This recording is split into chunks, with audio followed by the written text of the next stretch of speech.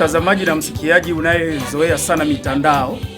Mimi ni mtumwa wako msaada wa Mary Decor. Nimekuja na swali, sababu kuna maswali ambayo yanakuwa yakinichanganya na yakinisumbua, nina haki ya kuuliza.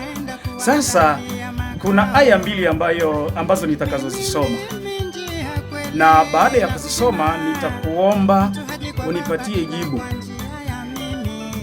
Yohana wa kwanza sura yake ni ya 2 na mstari wa 22 inasema, ni nani aliye muongo ila yeye akanaye ya kuwa Yesu ni Kristo? Huyo ndiye mpinga Kristo, yeye amkanaye Baba na Mwana.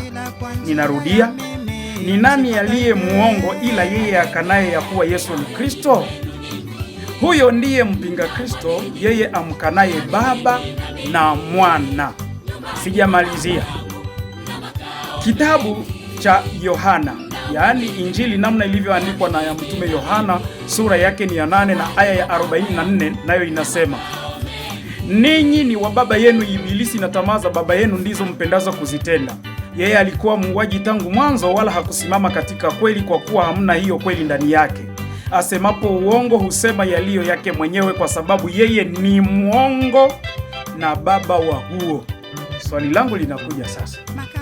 Katika mitandao ya kijamii kuna habari ambayo inatembea kwamba fundisho la utatu ni la uongo. Hakuwezi kuwa uongo mahali ambapo hakuna kweli. Inabidi kuwe kwanza kweli, ndipo uongo uonekane uongo. Nimesoma kidogo, nimesikia Yesu anasema mimi ndimi njia, kweli na uzima. Nimesikia anasema roho wa kweli. Sasa ninataka nijue, mnisaidie katika swali langu hili.